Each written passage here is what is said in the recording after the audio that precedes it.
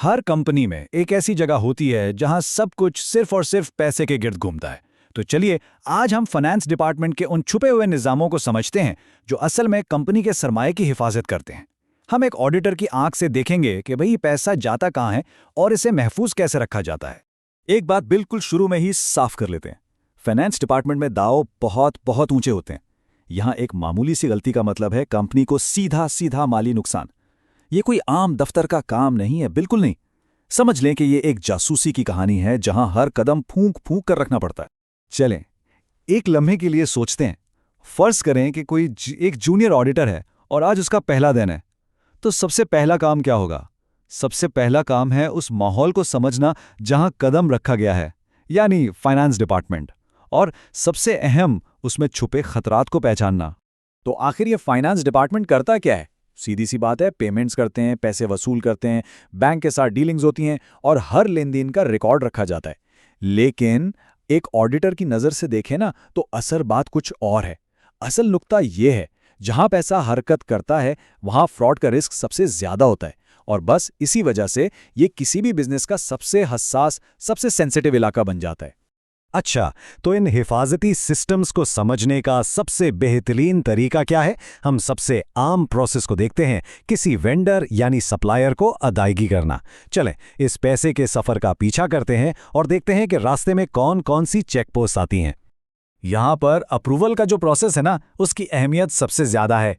देखें, छोटी रकम है तो शायद मैनेजर की मंजूरी काफ़ी हो, लेकिन जब रकम एक खास हद से बढ़ जाए, जैसे कि $20,000, तो फिर वाइस प्रेसिडेंट यानी वीपी की मंजूरी लाजमी हो जाती है। ये जो अलग अलग लेवल्स हैं ना, ये असल में माली तहफ़्फ़ुज़ को यकीनी बनाने के लिए ही बनाए गए हैं। ओके, अब आते हैं एक बहुत ही अहम कॉन्सेप्ट पर। इसे कहते हैं 3-वे मैच। ये पेमेंट सिस्टम में एक लाजमी चेक पोस्ट है। इसका मतलब क्या है? बिल्कुल सादा। Purchase order, goods receipt note और इनवॉइस, ये 3 डॉक्यूमेंट्स हैं और इन तीनों का आपस में मिलना, मैच होना जरूरी है। अगर इनमें से कोई एक भी मैच न करे तो पेमेंट फौरन रोक दी जाती है। तो इस पूरे अदायगी के अमल को हम इन 6 सीधे सादे स्टेप्स में समझ सकते हैं। पहले वेंडर से इनवॉइस आती है, फिर इस इनवॉइस को वेरीफाई किया जाता है, उसके बाद पेमेंट वाउचर बनता है, चौथा स्टेप उसकी अप्रूवल ली जाती है, फिर पेमेंट रिलीज होती है और आखिर में उसकी अकाउंटिंग एंट्री रिकॉर्ड हो जाती है। ये एक पूरा मुनज़्ज़म सिलसिला है ताकि गलतियों की गुंजाइश कम से कम हो। चलें अब बात करते हैं इंटरनल कंट्रोल्स की, यानी अंदरूनी कंट्रोल्स।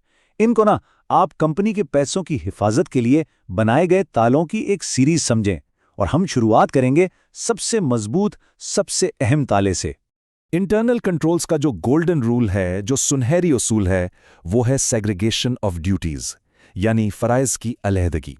बिल्कुल आसान लफ्जों में इसका मतलब यह है कि कोई भी एक शख्स किसी भी ट्रांजैक्शन को शुरू से लेकर आखिर तक अकेले कंट्रोल ना कर सके। और ये स्लाइड इस फर्क को कितना जबरदस्त तरीके से दिखा रही है। देखें, एक तरफ है दी आइडियल सिस्टम, यानी एक बेहतरीन निजाम। यहां पर्सन ए काम तैयार करता है, पर्सन बी उसको अप्रूव करता है और पर्सन सी उसको रिकॉर्ड करता है। तीनों अलग अलग लोग।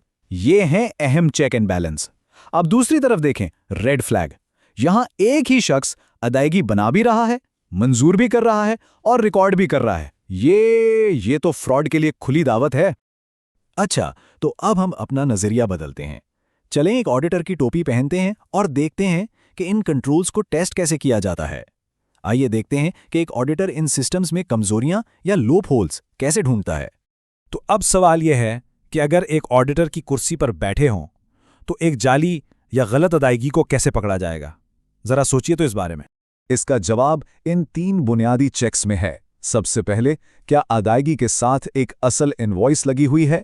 दूसरा, क्या परचेज ऑर्डर, GRN और इनवॉइस यानी 3-वे मैच पूरा हो रहा है? और तीसरा, सबसे जरूरी, क्या किसी मुजाज शख्स से मुनासिब मंजूरी का सबूत मौजूद है? ये वो पहले 3 सवालात हैं जो एक ऑडिटर किसी भी अदायगी को देखकर पूछेगा। ये जो टेबल है, ये वो आम कमजोरियां हैं जो ऑडिटर्स को असल दुनिया में मिलती हैं, जैसे बिना मुनासिब मंजूरी की अदायगियां हो रही हैं या फराइज की अलहदगी का कोई तसव्वुर ही नहीं, एक ही बंदा सब कुछ कर रहा है।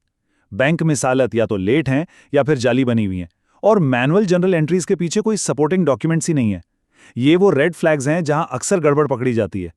चलिए अब आखिर में इस प्रोसेस से एक कदम आगे बढ़ते हैं और इस पेशावराना सोच, इस माइंडसेट की बात करते हैं जो एक कामयाब ऑडिटर बनने के लिए लाजमी है। तो सबसे अहम बात जो रहनुमा उसूल है किसी भी ऑडिटर के लिए, वो बहुत सादा है। फॉलो द मनी, यानी पैसे का पीछा करो। बस जितने भी चेक्स हैं, जितने भी टेस्ट हैं, वो सब इसी एक उसूल के गिर्द घूमते हैं। और हम इस पूरी गुफ्तगू को एक तजुर्बाकार प्रोफेशनल की इस बहुत अहम नसीहत पर ख़त्म करते हैं। वो कहते हैं, अगर कोई चीज़ बहुत ज़्यादा परफेक्ट लगे तो उसे दोबारा चेक करो, क्योंकि अक्सर सबसे बड़ी खराबियां उन्हीं रिकॉर्ड्स में छुपी होती हैं जो देखने में बिल्कुल बेदाग लगते हैं।